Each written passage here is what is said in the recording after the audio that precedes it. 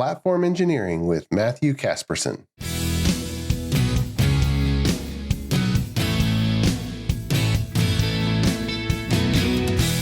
The Azure DevOps Podcast is a show for developers and DevOps professionals shipping software using Microsoft technologies. Each show brings you hard-hitting interviews with industry experts, innovating better methods, and sharing success stories. Listen on to learn how to increase quality, ship quickly, and operate well.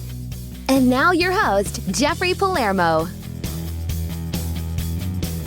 Welcome to the show. I'm Jeffrey Palermo, your host for helping you and your teams move fast, to deliver quality, and to run your software with confidence in Azure, all while using everything that the .NET ecosystem has to offer.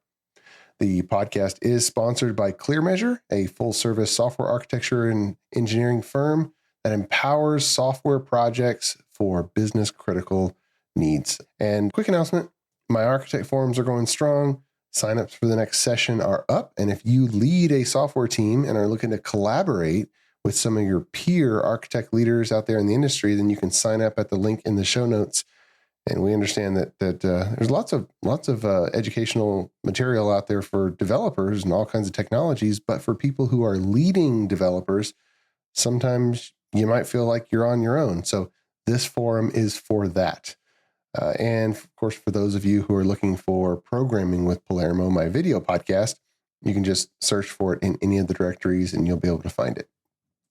Now, my guest today on the show is Matthew Casperson, and he has loved technology since his first Commodore 64, and that passion remains to this day. His days have him integrating enterprise platforms with Octopus, writing guides and books for platforms like Kubernetes, blogging and training his colleagues, testing bleeding edge open source projects, and contributing to various blogs.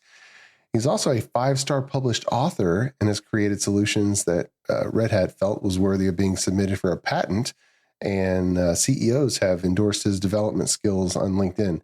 And although he calls himself a developer, he's quite comfortable administering Linux servers, for example, managing MySQL databases, deploying infrastructure with Ansible, reconfiguring firewalls, or just about doing anything that's necessary to get the job done. And to ensure that he's learning the industry's best practices, he pushes himself to gain certifications and technologies that he relies on. With Oracle proudly told him, you're among the elite top 1% of certified Java professionals who've gone on to achieve the Java Enterprise Architect certifications. Wow. So, Matthew, welcome to the show. How are you, sir? Thank you. Yeah, very good. And excited to talk today. So thanks for having me on the show. Oh, my pleasure. My pleasure. I'm glad to have you on. And you spend all of your time thinking about platform engineering. And because that's I want to get into that and I want to ask about that. And you're obviously in the Octopus Deploy organization. But before we get into that, what are some key events in your career that's kind of landed you in working on the things that you're working on today? What's some high points in your journey? Yeah, so my career has actually been quite a varied one. I originally started out as a software engineer, did that for quite some time, and joined Octopus as a software engineer, initially working on the Octopus product itself.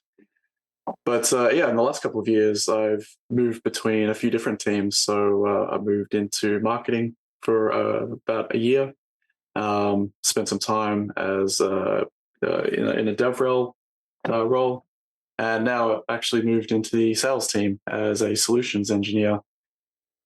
And it's really quite a blessing to be able to have that kind of mobility within a company. It's really opened my eyes to all the different aspects of what it takes to write and deliver and support software. But I think the solutions engineering role is perhaps the most interesting because you get to see both the technical side, but also spend quite a good chunk of your day talking to customers and just picking their brains and having them pick yours. And that's a whole breadth of experience that is, I think, really unique to those customer-facing roles. Nice. Yeah, it's definitely a different thing from just getting things working yourself in an engineer role versus talking to customers who have no idea what the jargon is. And they don't even like the jargon, I think, most of the time.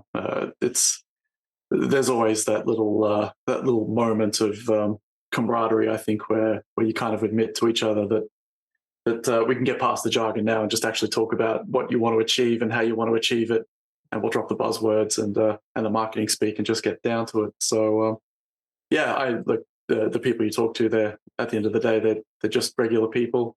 I think everyone likes to put on their best face for blogs and perhaps podcasts, but when you're in a one-on-one conversation with people, just as part of the sales process, you can really just have those honest conversations, which is nice. Yeah. Well, there's some terms that are kind of getting around, and I wanted to kind of ask you, because you're in that space of explaining things to people. DevOps kind of came on the engineering conference scene in 2010 and was not really well known for a number of years. And now a lot of people talk about DevOps, right? And then I think it was the Puppet Labs survey last year that kind of had a question on there about platform engineering. And I've encountered this question a lot. I'm like, well, hold on. Okay, we're talking about DevOps, and I know automated deployments and CI/CD and cloud fits in here somewhere, maybe.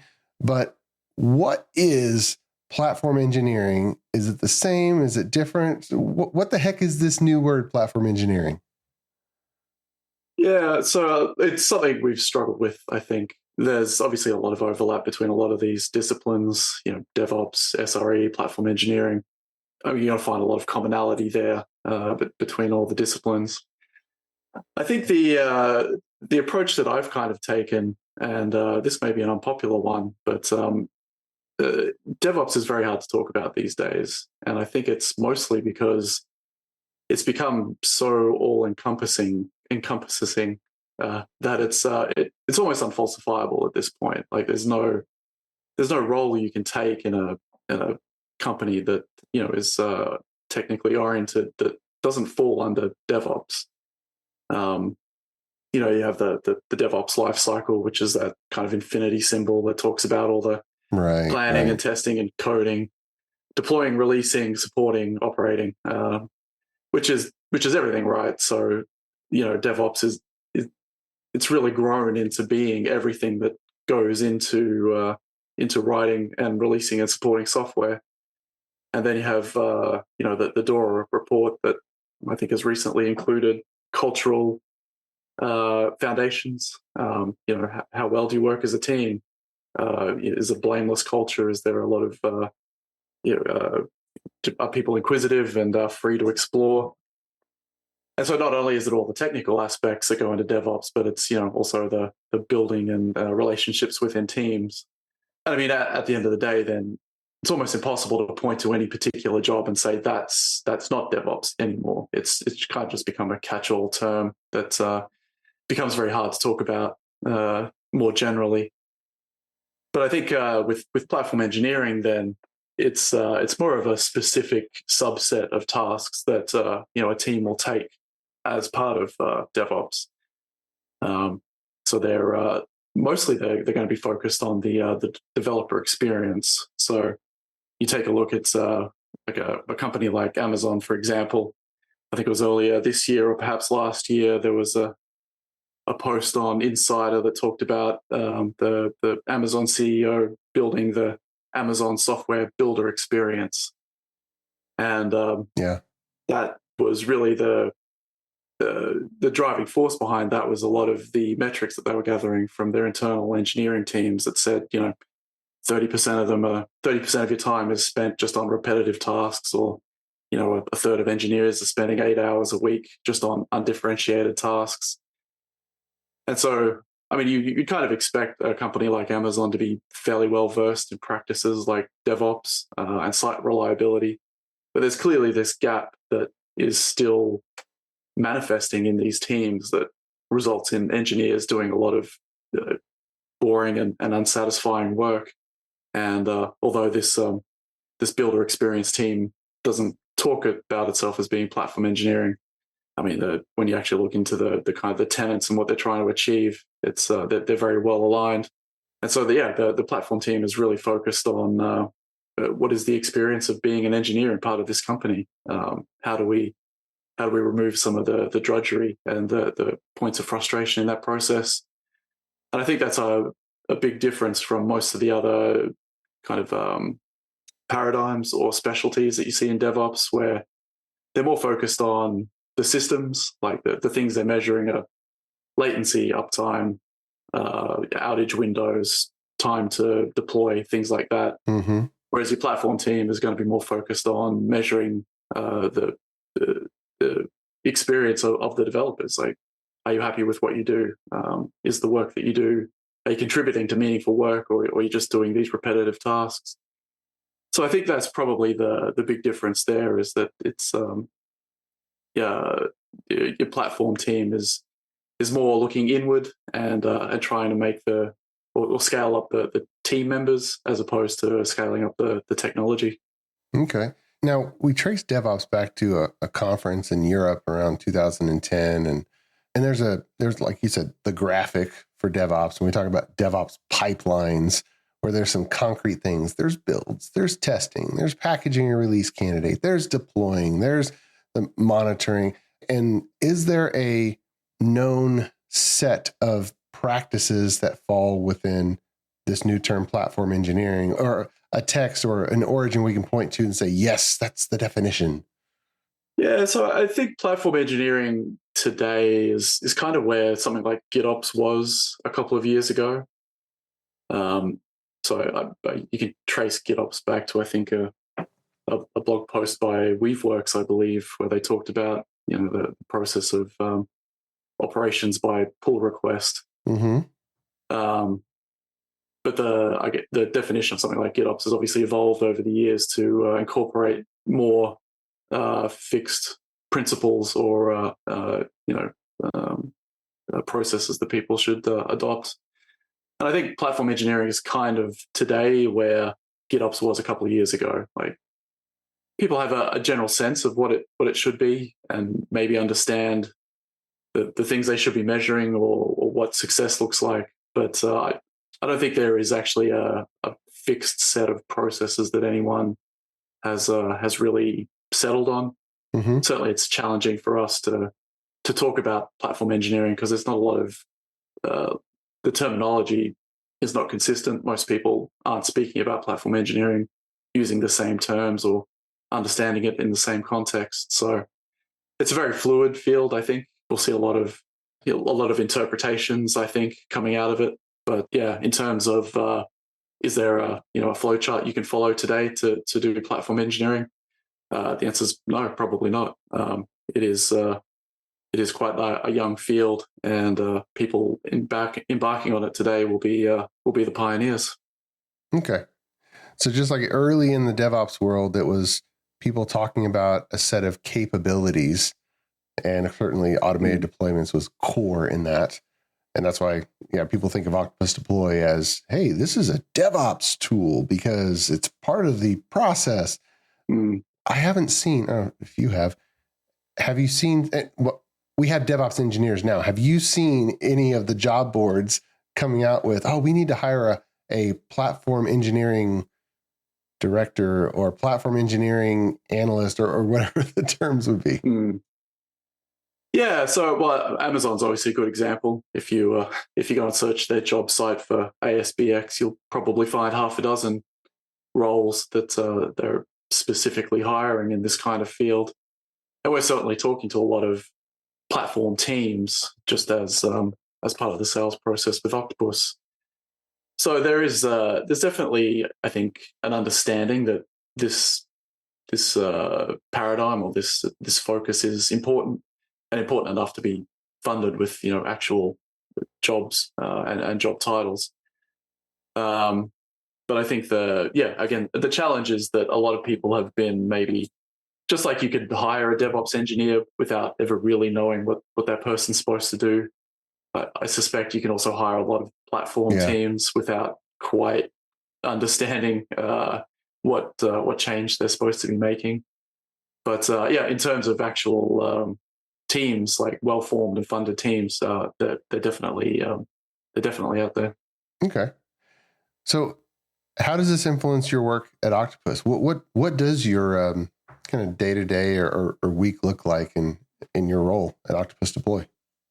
Yeah, so in terms of the platform engineering aspect, I mean, honestly, a lot of it is just trying to coalesce or get everyone to agree on what that actually means and what it actually looks like in practice. I mean, internally, we kind of do a lot of these practices ourselves. We just didn't call it platform engineering. Mm-hmm. So the solutions engineering team, we do a lot of demos to a lot of different customers, and the nature of a tool like Octopus is that we integrate with every cloud provider and dozens of operating systems and programming languages and whatever.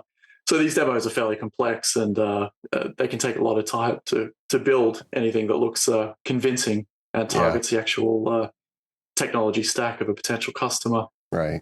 And so internally in our team, we kind of built out this platform that allowed our solutions engineers to grab templates of fully formed deployment processes and then customize them slightly and show them off as a demo. We weren't using the term platform engineering, but when you start, looking at what we were trying to achieve with that process, it turns out actually this is right in the wheelhouse of platform engineering. And so we began to wonder, what does this look like if we started to automate it and productize it? How do we take this kind of bespoke thing that we built internally and give it to our customers? And so there's this twofold aspect of what even is platform engineering. Sounds simple, but it's quite a nuanced answer. And then once we get past that, what does it actually look like? How do we guide customers into creating useful solutions in their own teams? And I think answering those two questions takes up the bulk of my day these days. Many thanks to our podcast sponsor, ClearMeasure. ClearMeasure is a software architecture company that empowers clients' development teams to be self-sufficient, moving fast, delivering quality, and running their systems with confidence. Whether starting a new project or developing new technologies or techniques, ClearMeasure sets up your team to deliver world-class results. Learn more at www.clearmeasure.com.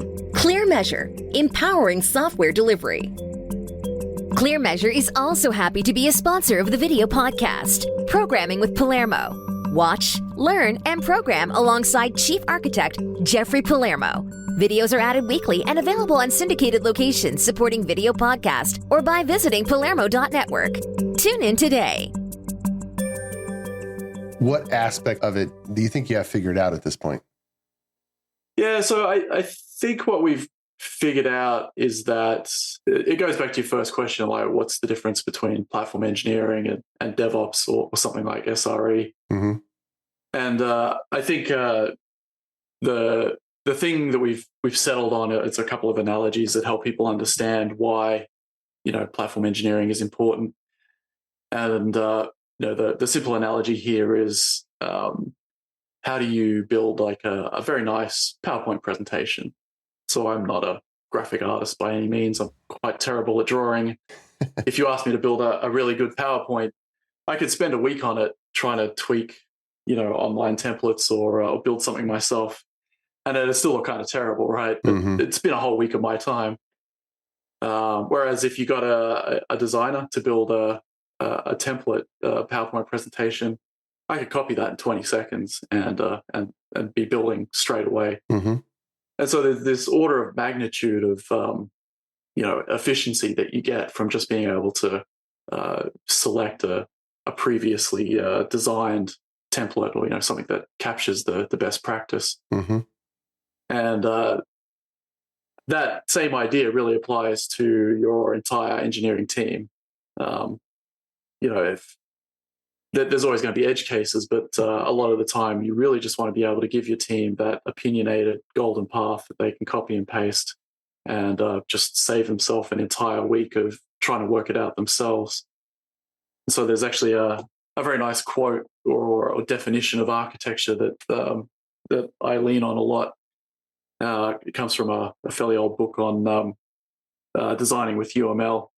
I can't remember the exact title, but the quote goes something like, architecture is the set of decisions that you make about a system that keep people from exercising needless creativity. And it was that phrase of needless creativity that really stuck with me, because there's nothing more needlessly creative than solving an already solved problem. Yeah, and I think that's what platform engineering is really all about, is just giving people the freedom to solve novel problems instead of resolving the problem of how do I deploy a container to Kubernetes or something. So I think we have a fairly good idea now of how we like to describe platform engineering to people. I mean, the next question then is, how do you measure the success?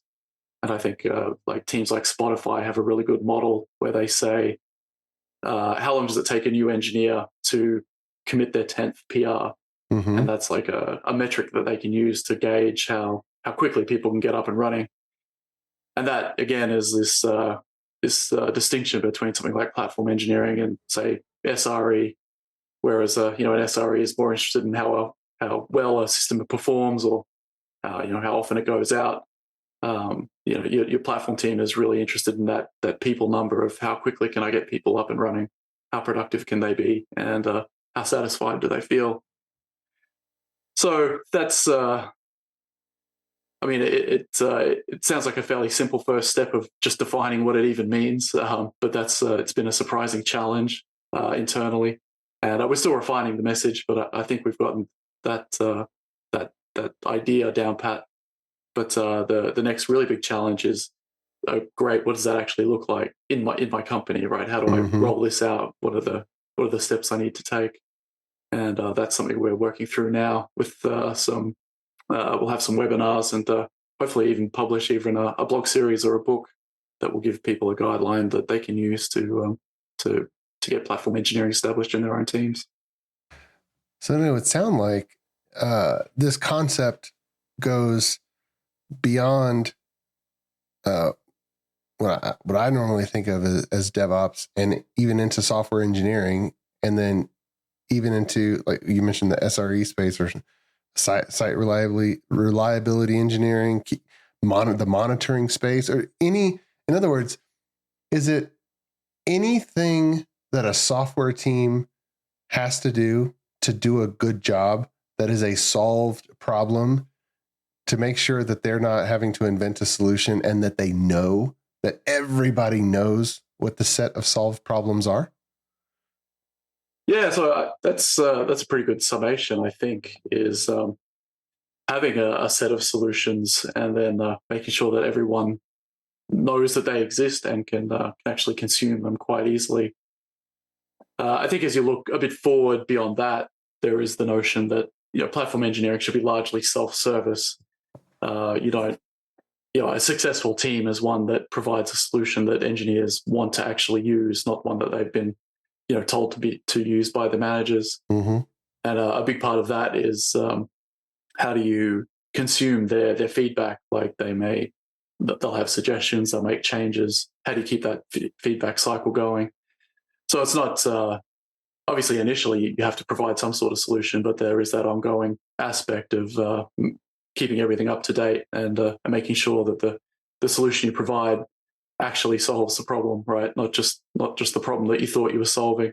Mm-hmm. So I guess the third part of that the summary that you gave there would be the feedback and continuous improvement part of it. Yeah, I'm even thinking about notions like, how do I have a non-interactive worker process just sitting there and doing work? Just sitting there and watching a queue, or just waiting for something. Yeah. I mean, we long before I started, 40, 50 years ago, there needed to be these offline workers that just sat there and did stuff. And the technologies move forward, libraries and frameworks, but there's patterns around there besides the libraries and whatnot that kind of keep on moving. There's kind of patterns around that are solved problems, but our education system and our companies are not really good at educating incoming developers who've maybe never done an offline job like that. Maybe they started out doing web development. And so the first time they need something that has no UI, that just sits there and does stuff, it's like, how do I get this thing to like stay running? How do I get this thing to, if there's an error, not completely crash until somebody manually restarts it? What are my options for even deploying it somewhere? And just all those different things that they are solved problems, but who knows? Yeah, that's exactly right. I think one of the sayings we have is that developers have a $0 budget, but an unlimited time budget. So if you gave that problem to someone, they'd happily spend a month just working away on it. Right? That's actually their jam. They'd be quite happy to do it. It's not going to be the most efficient use of a month of someone's time, but just the nature of engineering is people love to solve problems. So you give them a problem, and they'll take as long as they need to solve it. But if you just had a catalog of sample applications or project templates that you could download, suddenly this is it goes from a month-long project to probably a couple of days. And I think having that internal repository of best practices or sample projects that people know exists, that they trust is well maintained, and that they can contribute back to is definitely going to add value to your teams. Yeah, there's so many of those things. And when developer goes to Visual Studio and does file new project on something fresh, we don't get asked, hey, what are you building? We get asked, what user interface framework would you like to visualize today? Right? Yeah. I mean, that's the leading question. So how is this going to be productized? What are the feasible options here? So look, I mean, platform engineering is really a sliding scale of solutions. Could be as simple as a wiki page, right? Okay. You jump onto something like Amazon and Google, template CloudFormation modules. You'll just get a docs page that has a table of a list to Git repos. Arguably, that's platform engineering, some form of it anyway. Someone's built a template that gets people started and saves them from having to reinvent the wheel. But I think as we move forward, though, it's I think teams are really looking for that integrated experience where they can build the samples, publish them internally, have people push them out to their customers or have their internal team members consume them as needed, but then also monitor them, right? So what changes did the end users make? Are they interesting changes? Should I be using them? Who's using my templates? I should go and schedule a conversation with them just to see how they're going.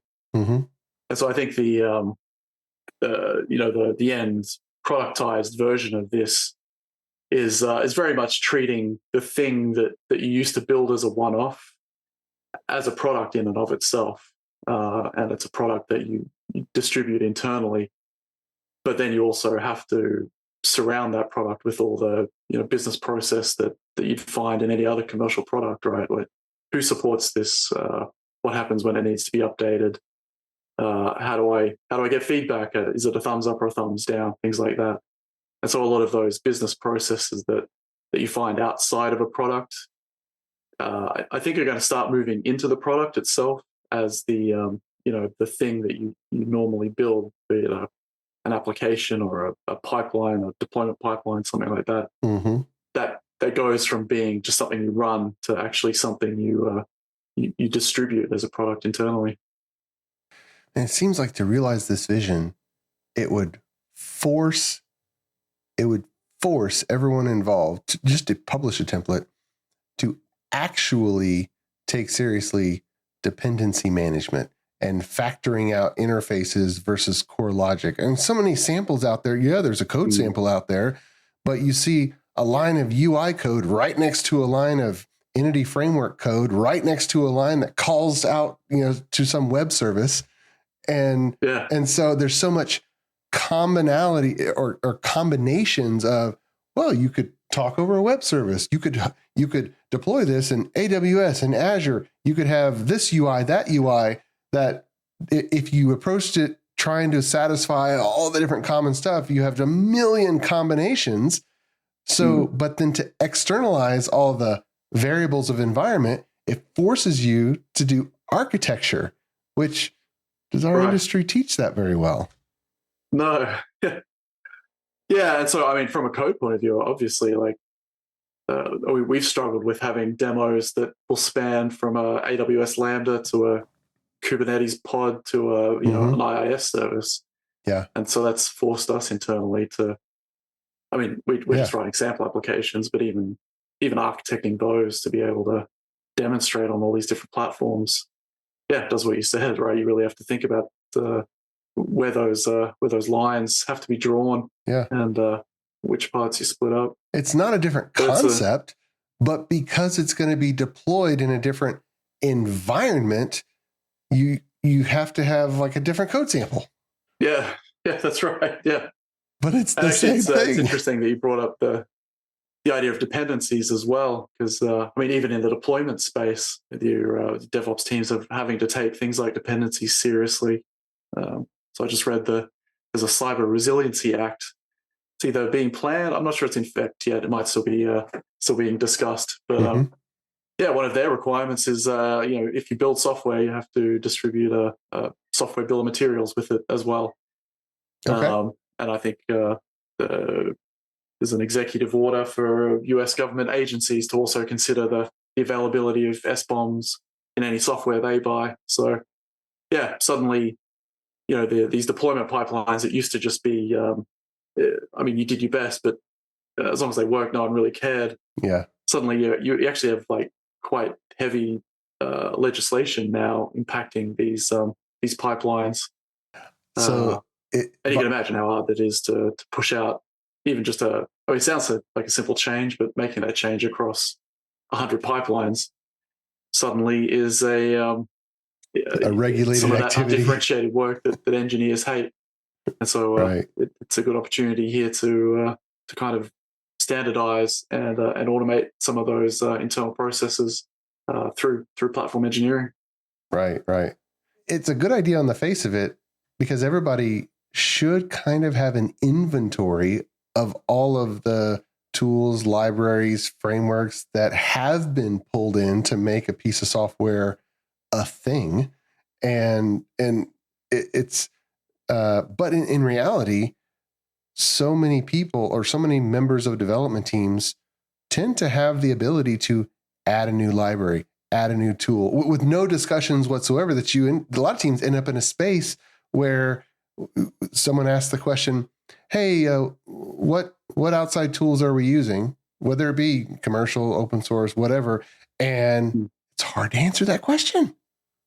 Yeah. And you get away with it too until the next Log4j, right? Yeah, right. I mean, one of those libraries has a 0-day vulnerability that ends up with an easy exploit. Or somebody hacks a package manager or something like that. Yeah. Yeah, I mean, we have a few Java applications internally, but we're mostly a .NET shop ourselves.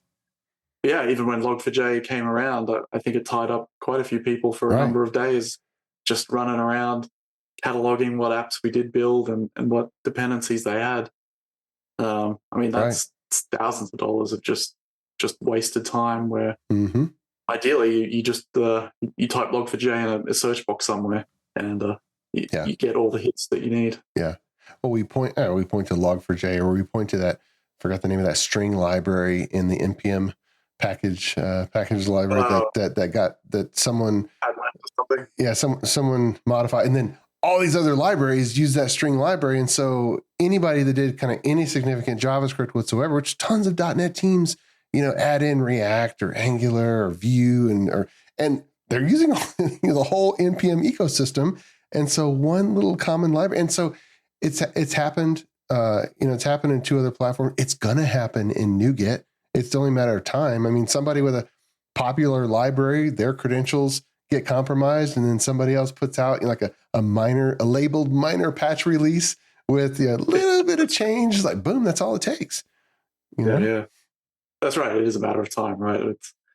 We're not getting less complex with less dependencies. So, teams have to assume now that, this is a yearly thing, if not more frequently. Yeah. Well, and Dependabot is so valuable in doing that. But really just knowing what you're using And I hate the version greater than or equal configuration when you're declaring what your dependencies are, because it leaves the door wide open to, a change that, well, shoot, we didn't plan for. I didn't intend to upgrade that library. I decided to use. I mean, if a new library is out, that's fantastic. We can upgrade it. But just to have your build system, every time it builds, it's almost like it's this unregulated committer off to the side that's pulling in these dot revisions without any kind of oversight. And that's the surface area. Sorry, that's my soapbox. No, I get it. Like, teams agonize over pull requests of all their internal trusted employees, but actually 90% of the code is open source libraries, just with people committing to main because that's what they do. Right. It's just two different worlds between the text you can see in code and the library that you pull in that's hidden. Yeah. Well, I love this concept that you guys are working on at Octopus about taking already solved problems and having a way to make them available to anyone. If any of the listeners, if it just really piques their attention, is there anything to get involved with at the moment, or is that kind of still pending? Yeah, so we do have a blog series. It's called Enterprise Patterns. Mm-hmm. I don't actually have a convenient link, but I guess we can put one on the accompanying. Yeah, we'll add that to the show notes. Yeah, but yeah, so that captures a lot of our thinking, and we'd actually have an internal. We call it a reference implementation. It's really just this kind of big Docker Compose stack that we use to build and test these ideas. And if anyone has any feedback, we do have issues in GitHub that people can reach out to. Or they can just download these projects and try them for themselves. Awesome. We'll include those links in the show notes as well. Fantastic.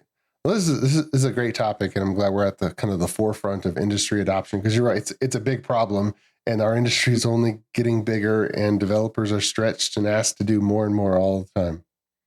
Yeah, 100%. So this is not going away. It's definitely not going to be a fad. We'll see more of this in the future. Right. And regardless of what term of jargon ends up being popular around the entire industry where everybody knows what it is, this problem is like, it's concrete. Yeah, whatever, however you describe it, everyone intrinsically understands the problem, regardless of the terms. For sure. Well, Matthew, thanks so much for coming on the show and sharing what you're working on in regards to platform engineering. I appreciate it. Oh, thank you. It was a good opportunity to talk about it. My pleasure. My pleasure. And until next time, keep shipping.